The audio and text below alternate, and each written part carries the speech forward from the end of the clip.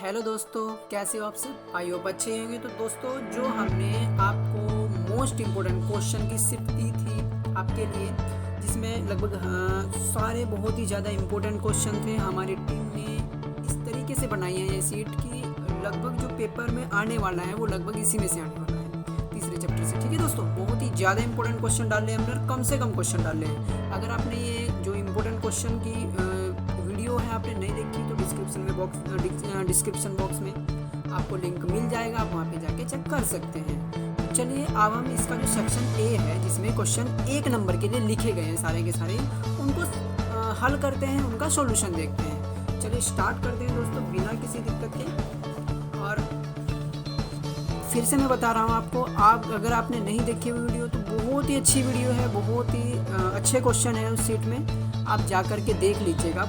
बहुत ज़्यादा important question है।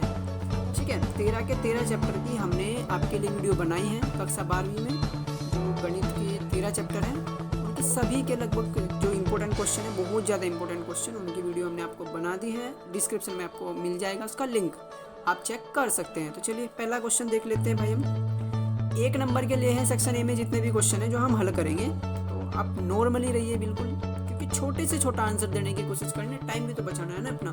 तो देखिए ए हमें यहाँ पे दिया गया है 5 2 -2 -3 2, 5 2 -3 2, ये हो गया। अब हमें करना क्या गया, तो ए डैश ज्ञात कीजिए। ए डैश का मतलब क्या होता है दोस्तों? ए डैश का मतलब होता है कि इसका परिवर्त निकालना है। परिवर्त क्या होता है? परिवर्त का मतलब होता है कि ये इनको बोलते हैं, ऐसी जो लाइन होती है पड़ी हुई, इनको बोलते हैं हम रो। ठीक है, क्या बोलते हैं? रो। रो मीन्स पंक्ति। ये जो ऐसी पड़ी हुई लाइन होती है इनको बोलते हैं पंक्ति। और अगर हम बात करें खड़ी हुई लाइन की, जैसे ये खड़ी हुई लाइन है, तो इसको बोलते हैं कॉलम यानी स्तंभ। तो ये हो गए हमारे स्तंभ या कॉलम, लिख देंगे स्तंभ, और ये भी स्तंभ ही है। ठीक है, तो अब हम ए डैश में क्या करते हैं? ए डैश में हमें कुछ नहीं करना, जो पड़ी हुई लाइन है उनको खड़ी तरफ करके लिखना है।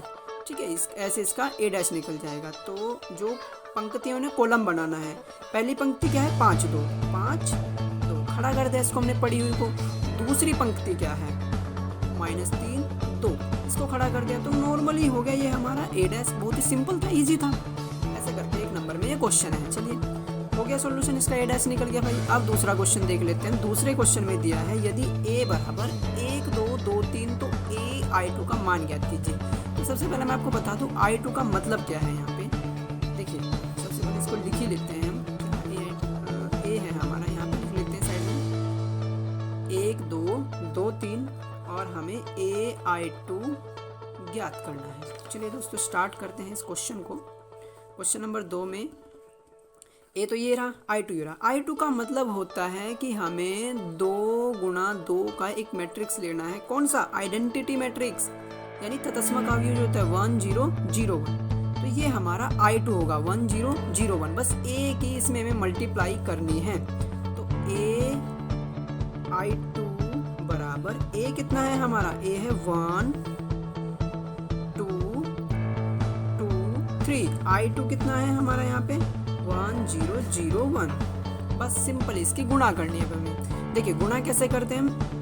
इस वाले अवयव की पंक्ति को और इस वाले, इसको काट देते हैं थोड़ी देर के लिए। ये देखिएगा, इस वाले पंक्ति के स्तंभ को लेके चलते हैं। तो 1 की गुणा 1 में करनी है, 1 की गुणा इस 1 में, तो 1 गुणा 1 प्लस 2 की गुणा इसमें, क्योंकि पहले वाले एलिमेंट की पहले वाले के साथ, दूसरे वाले की दूसरे के साथ, और इसकी पंक्ति इसका कॉलम लेके चलना है। 2 की गुणा 0 में, ऐसे ही 1 की गुणा 0 में प्लस 2 की गुणा 1 में, 2 की गुणा 1 में, ऐसे 2 की गुणा 1 में वापस से दूसरी पंक्ति ले रहे हैं हम इसकी, और इसका पहला कॉलम 2 गुणा 1 प्लस 3 गुणा 0, 3 गुणा 0।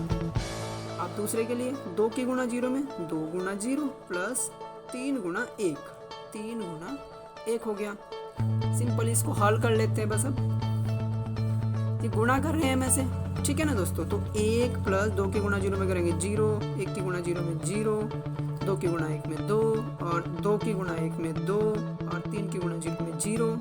इसके बाद 2 की गुणा 0 में 0 प्लस 3 की गुणा 1 में 3 हो गया।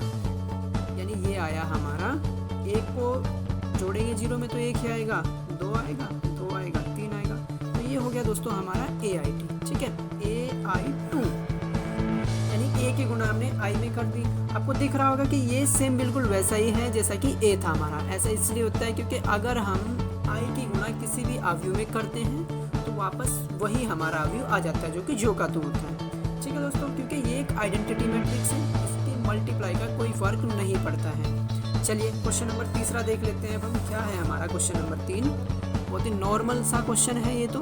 कहा है A बराबर AIJ M गुणा N, ये एक अवयव दिया गया है हमें, ठीक है, तो बता रहा है कि एक वर्ग अवयव है। यदि हमें बताना है कि वर्ग अवयव कब होगा, अच्छा आपको पता ही होगा भाई, ये तो वैसे बताना नहीं चाहिए लेकिन फिर भी चलिए बता देते हैं। वर्ग अवयव का मतलब क्या होता है? वर्ग अवयव का मतलब, किसी वर्ग का क्या मतलब होता है? वर्ग का मतलब होता है जिसकी लंबाई और चौड़ाई बराबर हो, ठीक है, वर्ग का मतलब जिसकी लंबाई और चौड़ाई बराबर होती है। वैसे ही यहाँ पे भी हमें क्या मिलना है, कोई भी अवयव वर्ग अवयव तब होगा जब उसमें ऐसी लाइन, पड़ी हुई लाइन और खड़ी हुई लाइन क्या होनी चाहिए, बराबर होनी चाहिए, ठीक है दोस्तों।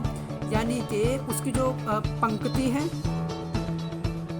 किसके बराबर होनी चाहिए, स्तंभों के बराबर, जितनी पंक्ति उतने स्तंभ होने चाहिए काउंटिंग में ना।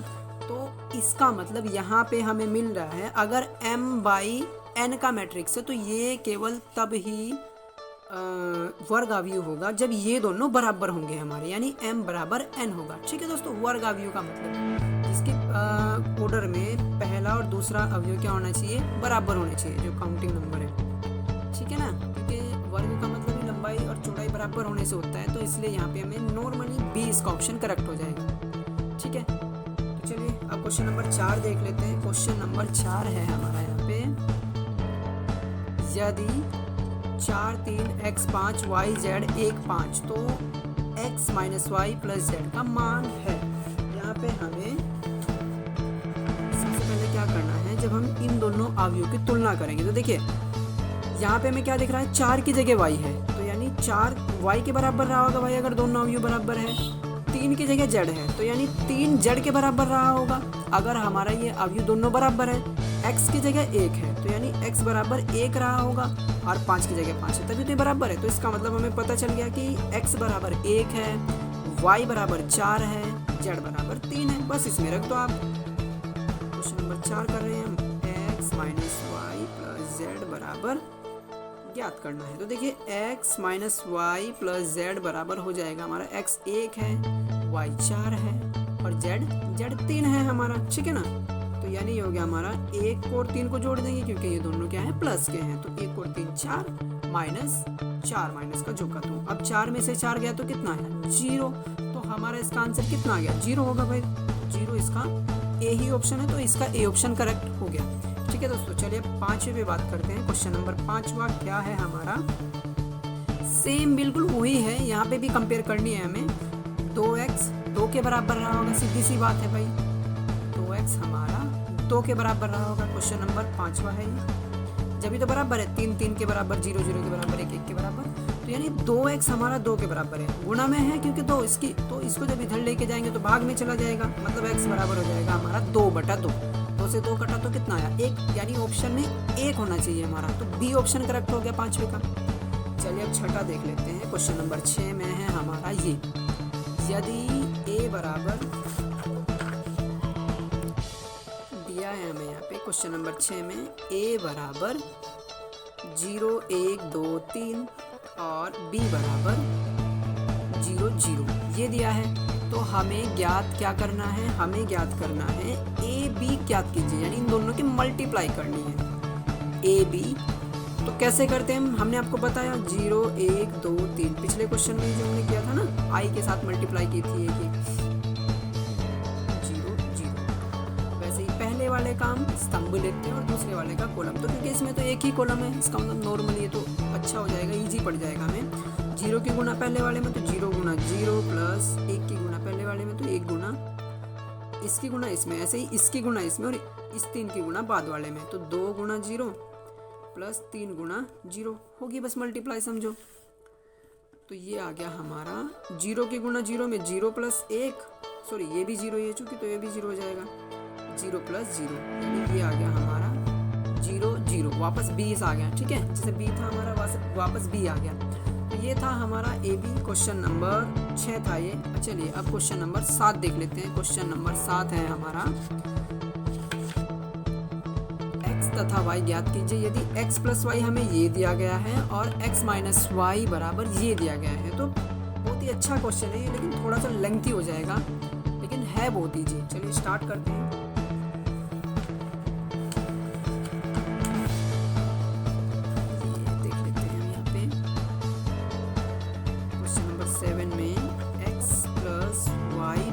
दिया गया है हमें 7025 और x माइनस वाई हमें दिया है 3003।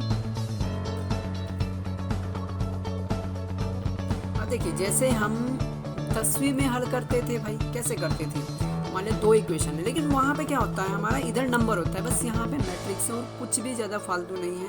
जैसे x माइनस वाई बराबर 5 और x प्लस वाई बराबर 6 हो गया, तो उसको कैसे हल करते थे हम?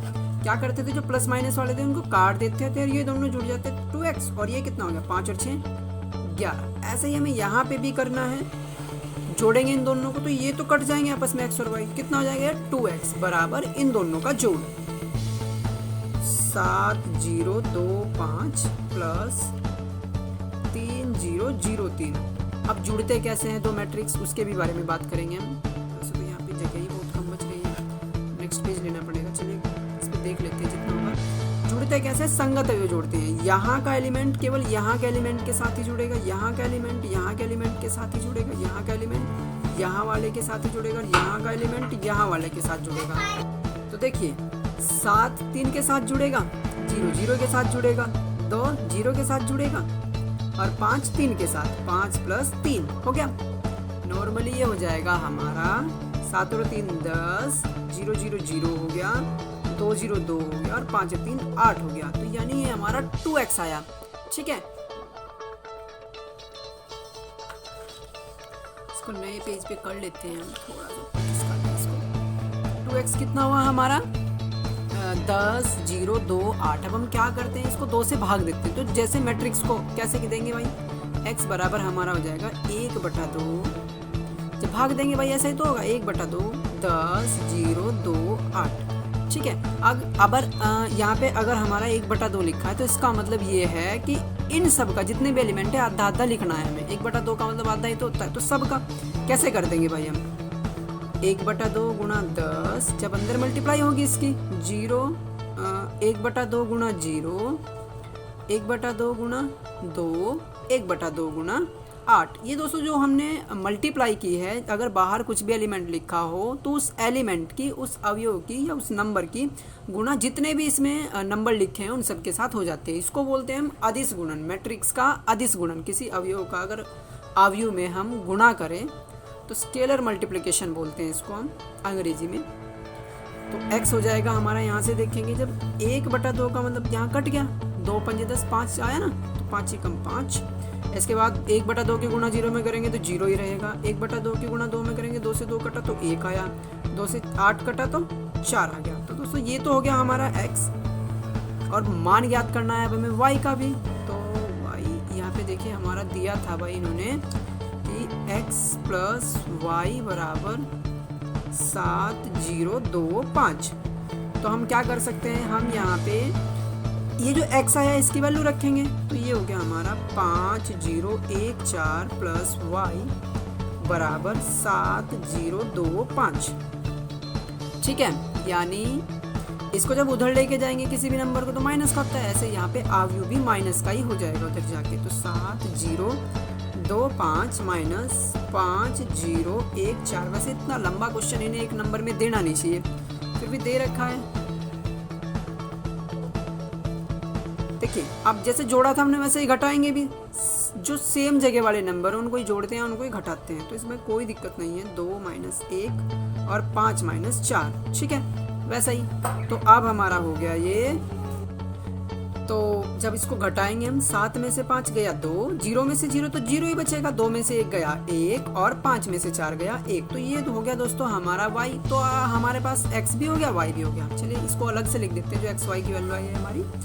x का मान है हमारा 5014, 5014 और y का मान ये आपको दिख ही रहा है, y बराबर 2011। तो दोस्तों ये हो गया हमारा x और y का मान। बहुत ही वैसे तो एक नंबर में इतना लंबा आता नहीं, पता नहीं कैसे दे दिया होगा उन्होंने, कोई से सन में आया हुआ है शायद, ये सन 2014 में आया था भाई ये एक नंबर के लिए। चलिए स्टार्ट करते हैं क्वेश्चन नंबर 8वां। तो 8 क्वेश्चन नंबर में हमें क्या दिया गया है, आव्यूह दिया है एक a मान लेते हैं इसको, ये तो रखा नहीं वैसे कुछ भी, 5 1/2 - 1, इसका परिवर्त ज्ञात कीजिए, यानी a डैश ज्ञात करना है, जैसा कि हमारा पहला ही क्वेश्चन था भाई, इजी हो जाएगा। हमें क्या करना है, पंक्ति को खड़ी करके लिख देना है कॉलम में। तो a डैश बराबर हो जाएगा भाई हमारा, जब इसको खड़ी करके लिखेंगे 5 1/2 - 1। तो ये हो गया दोस्तों हमारा a डैश। ऐसे ऐसे क्वेश्चन आने चाहिए भाई एक नंबर में, तो जब तो थोड़ा अच्छा भी रहा है। खैर चलो अगला क्वेश्चन करते हैं, क्वेश्चन नंबर 9 होगा। तो ये रहा हमारा क्वेश्चन नंबर 9। इसमें क्या दिया गया है, हमें x और y के मान ज्ञात करने हैं। चलो ये भी अच्छा ही है, ज़्यादा लंबा क्वेश्चन नहीं पढ़ने वाला। खैर ऐसे भी क्वेश्चन आ गए तो कोई दिक्कत नहीं होने की आपको, क्योंकि ये भी इजी है। x 5 3 y बराबर है हमारा 4 10 6 6। ठीक है दोस्तों, सबसे पहले हम क्या करेंगे, वही आव्यूह की अदिश गुणा, यानी 2 की गुणा अंदर करेंगे तो क्या हो जाएगा 2x और 2 पंजे 10, क्योंकि सभी में करनी पड़ेगी, 2 तिया 6 और 2 चौक 8। सॉरी यहाँ पे तो y लिखा है ना, 4 नहीं है भाई, ये y है, तो 2y हो जाएगा। ये 2y बराबर 4 10 6 6। अब क्योंकि ये दोनों आव्यूह हमारे क्या है, बराबर है, तो इसका मतलब 2x किसके बराबर रहा होगा, 4 के। 2x 4 के बराबर रहा होगा, 10 10 के बराबर है, 6 6 के बराबर है, और 2y किसके बराबर रहा होगा, 2y रहा होगा 6 के बराबर। ठीक है, अब इस 2 से ये 4 कटेगा तो 2 बचेगा, यानी x बराबर 2। इस 2 से 6 कटेगा तो y बराबर 3 आ गया। ठीक है ना, तो यानी हमारा x का मान और y का मान कितना आया, 2 और 3 आ गया। यही हमें ज्ञात करना था एक नंबर में, कोई लंबा क्वेश्चन नहीं, अच्छा है। तो क्वेश्चन नंबर 9 तो हमारा हो गया। अब हम बात करते हैं क्वेश्चन नंबर 10 पे। यदि a बराबर 1 6 5 7 तो a प्लस e डैश का मान ज्ञात कीजिए। तो ये भी बहुत अच्छा क्वेश्चन है, बहुत ईजी सा है। तो पलट के करते हैं, यहाँ पे देखिए बढ़िया क्वेश्चन है 10वां भाई। a बराबर है हमारा 1 5 6 7, तो a डैश क्या हो जाएगा भाई, सिंपली हम क्या करते हैं, इसको चेंज कर लेंगे, ये कॉलम में और ये कॉलम में लिख दिया हमने। ठीक है, बस इन दोनों को जोड़ना है, a प्लस a डैश, माने 1 5 6 7 प्लस 1 6 5 7। अब जोड़ेंगे तो कैसे, संगत अवयव को जोड़ते हैं, 1 + 1 5 + 6 6 + 5 7 + 7 जुड़ गया, यानी ये हो जाएगा हमारा 1 और 1 2, 5 और 6 कितना हो गया 11, 6 और 5 कितना हो गया 11, 7 और 7 कितना हो गया 14। तो ये हो गया हमारा a प्लस a डैश। ऐसा भी क्वेश्चन आ जाए तो भी कोई दिक्कत नहीं दोस्तों, एक नंबर में छोटा ही है, ऐसे ही आने चाहिए वैसे तो एक नंबर में, तभी अच्छा होगा। चलिए अगला क्वेश्चन देख लेते हैं। क्वेश्चन नंबर 11 है हमारा, यदि किसी आव्यूह a के लिए a डैश बराबर a हो तो a का नाम बताइए। दोस्तों अगर बहुत ही अच्छा क्वेश्चन है, a डैश बराबर a हो जाए, यानी a का परिवर्त a के बराबर हो जाए, तो इस आव्यूह को हम सममित आव्यूह बोलते हैं। क्या बोलते हैं, सममित आव्यूह। तो ये हो गया हमारा सममित आव्यूह। ठीक है, अगर इसकी बजाय वो ऐसा भी पूछ लेता कि यदि a डैश बराबर -a है, तो इसको क्या कहेंगे, इसको कहेंगे हम विषम सममित आव्यूह। विषम सममित आव्यूह। ठीक है, आव्यूह। ये भी अच्छा क्वेश्चन था एक नंबर के लिए कि अगर a डैश बराबर a है तो इसको क्या कहेंगे हम, उसको बोलेंगे हम सममित आव्यूह। चलिए क्वेश्चन नंबर 12 देख लेते हैं हम। क्वेश्चन नंबर 12 है हमारा, यदि a बराबर 1 2 3 4 है, b बराबर 1 0 0 1 है, तो हमें a b ज्ञात करना है। ये तो वही है आई हमारा, तो सिंपली आने तो वाला यही है 1 2 3 4। फिर भी हम आपको मल्टीप्लाई करके बता देते हैं कि दिखाई देते हैं।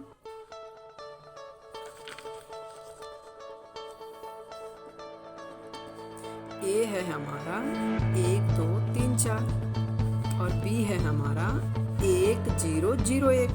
ठीक है। तो करना क्या है आपको, मल्टीप्लाई जब आप करोगे जो जैसे लिखा है वहीं पे लिखना है। ए पहले तो ए की वैल्यू और फिर बी की वैल्यू 1 0 0 1। मल्टीप्लाई का रूल वो है कि पहले वाले की हमें स्तंभ लेना है, पहले ये वाली लाइन और फिर ये वाली लाइन। दूसरे वाले का हमें कॉलम लेना है, पहले ये वाली लाइन और दूसरी ये वाली। ठीक है। तो देखिए कैसे करते हैं मल्टीप्लाई हम, पहले इसके पहले वाले की इसके पहले वाले के साथ, तो 1 गुना 1 प्लस दूसरे वाले के दूसरे वाले के साथ 2 गुना 0। इसके साथ इसकी जब हम करेंगे तो पहले वाले गुना पहले वाले के साथ और दूसरे वाले की गुना दूसरे वाले के साथ। सिमिलरली जब इसकी लाइन की मल्टीप्लाई इसमें करेंगे हम तो पहले की पहले के साथ प्लस दूसरे की दूसरे के साथ। ऐसे इसमें भी 3 गुना 0 प्लस दूसरे की दूसरे के साथ 4 गुना 1 हो गया हमारा। ठीक है, बराबर हो जाएगा ये हमारा 1 की गुना 1 में करेंगे तो 1 प्लस 2 की गुना 0 में करेंगे तो 0। ऐसे ही 1 की गुना 0 में करेंगे तो 0 और 2 की गुना 1 में करेंगे तो 2 ही कम 2, 3 ही कम 3 प्लस 4 की गुना 0 में 0, 3 की गुना 0 में 0 प्लस 4 ही कम 4 हो गया। यानी 0 को तो किसी में भी जोड़ लो, कोई फर्क तो पड़ने वाला नहीं, यानी 1 2 3 4 हो गया। ठीक है, तो ये हमारा ए भी आ गया दोस्तों, वैसा ही बिल्कुल जैसा हमारा ए था, बोला था मैं, क्योंकि आई है ये तो इसका कोई इफेक्ट नहीं पड़ने वाला भाई, किसी में भी मल्टीप्लाई कर लो। चलिए हो गया हमारा क्वेश्चन ये वाला। अब क्वेश्चन नंबर 13 की बात करते हैं। 13 में कह रहा है कि उस वर्ग आव्यूह ए बराबर ए आई जे का नाम बताइए जिसमें ए आई जे बराबर 0 हो जबकि आई नॉट इक्वल टू जे हो। तो देखिए बहुत ही सिंपल क्वेश्चन है दोस्तों। सबसे पहले वर्ग आव्यूह का मतलब क्या है? वर्ग आव्यूह का मतलब है कि जो इसका ऑर्डर होगा, यानी इसमें पंक्ति की और स्तंभ की संख्या बराबर होगी। ठीक है, ये तो पता ही है आपको। अब वो कह रहा है कि हमारा जो किसी भी आव्यूह में अगर 2/2 के लिए इसको अप्लाई करें हम, किसी भी आव्यूह की जो स्ट्रक्चर होगी वैसी होगी A11 A12, मतलब पहली पंक्ति पहला कॉलम, पहली पंक्ति दूसरा कॉलम, 2/2 के लिए करके दिखा रहे हैं हम आपको छोटा सा एक। फिर A21 लिखा होगा यहाँ पे, A21 का मतलब दूसरी पंक्ति है ये और कॉलम पहला है। फिर A22 का मतलब होगा दूसरी पंक्ति और दूसरा कॉलम। ठीक है, ये है इसका मतलब 2/2 के लिए। इस फॉर्म को अगर हम लिख के 3/3 के लिए तो A11 A12 A13 A21 A22 A23 A31 A32 A33, ऐसा करके हो जाएगा। आगे तक भी बढ़ाएंगे तो आगे तक भी हो जाएगा। चलिए, अब वो कह रहा है कि ए आई जे बराबर 0 है जबकि ये आई और जे, मतलब ये जो लिखे हुए सफिक्स में छोटे छोटे से, ये दोनों बराबर नहीं है। तो किस किस में बराबर नहीं है वो भी देख लेते हैं भाई। अब हम इसमें बराबर है तो यानी यहाँ कुछ भी हो सकता है। ये 11 इसको हम कुछ नहीं कहेंगे। यहाँ ये दोनों बराबर नहीं है तो यहाँ 0 ही आने वाला है। वैसा ही यहाँ ये बराबर नहीं है तो यहाँ 0 आने वाला है। और वैसा यहाँ है A22 तो यहाँ कुछ भी आ सकता है A22। ठीक है ना, अगर 3/3 के लेता तो आगे तक बढ़ जाता। मतलब ये जो विकर्ण के एलिमेंट है इसके, ठीक है ना, ये क्या होता है हमारा विकर्ण होता है भाई। आयत खींचे या वर्ग खींचे, कुछ भी चतुर्भुज खींचे, तो ये क्या होता है हमारा विकर्ण। यानी विकर्ण के एलिमेंट इसके जो के तो है, ये 0 भी हो सकते कुछ भी हो सकते, लेकिन इनकी तो गारंटी है 0। अगर ऐसा हो कि विकर्ण के अलावा सारे के सारे एलिमेंट 0 हो तो इस आव्यूह को हम विकर्ण आव्यूह बोलते हैं। क्या बोलते हैं? विकर्ण आव्यूह। तो यानी सिंपली आपको जवाब क्या देना है कि ये विकर्ण आव्यूह होगा। ए बराबर ए आई जे का नाम बताइए, विकर्ण आव्यूह लिख दोगे बस आप। ठीक है, तो हो गया इसका सॉल्यूशन विकर्ण आव्यूह। क्वेश्चन नंबर 14 देख लेते हैं। 14 में है यदि a बराबर 1 0 0 0 और b बराबर 0 0 1 0 तो a b का मान बताइए। यहाँ पे भी हमें गुना ही करनी है। तो क्वेश्चन नंबर 14 ये रहा हमारा। a दिया है इसमें हमें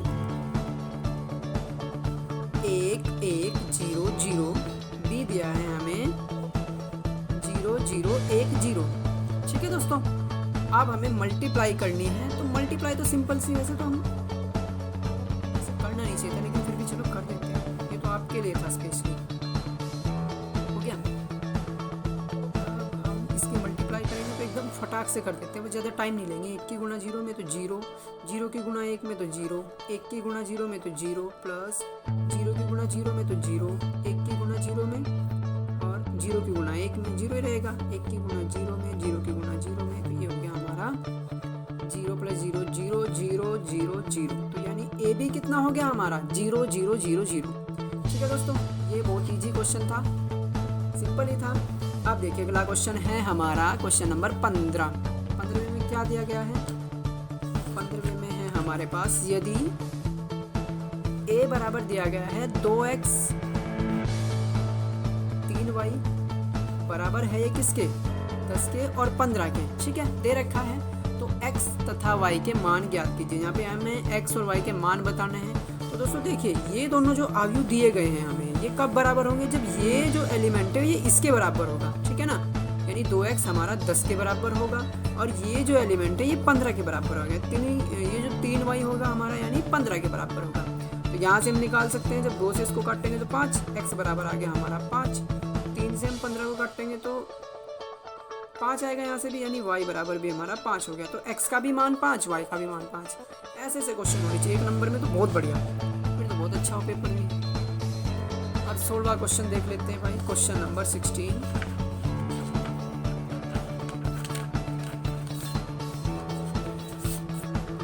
इसमें भी हमें करना क्या है? परिवर्त ज्ञात करना है। अवयव a बराबर 3√3√2 4 के परिवर्त का परिवर्त, देखिए परिवर्त का परिवर्त ज्ञात करना है, यानी a डैश का भी होल डैश निकालना है हमें, ठीक है। चलिए a बराबर क्या हो गया हमारा? 3√3√2 4। a डैश क्या हो जाएगा भाई इसका? a डैश हो जाएगा, ये जो पड़ी हुई लाइन है इसको सीधी कर देते हैं हम, 3√3, ऐसे दूसरे वाले को भी √2 4, ठीक है, ये हो गया a डैश। अब इस डैश का भी डैश निकाल लेंगे जब हम, a डैश का होल डैश कितना हो गया हमारा? इस वाली पड़ी हुई लाइन को हम क्या करेंगे? खड़ी कर देंगे, 3√2 और √3, दूसरे वाली जो पड़ी हुई लाइन है इसको भी खड़ी कर देते हैं 4, ठीक है। ये किसके बराबर है? a डैश का होल डैश, यानी a के परिवर्त का परिवर्त है, ठीक है दोस्तों।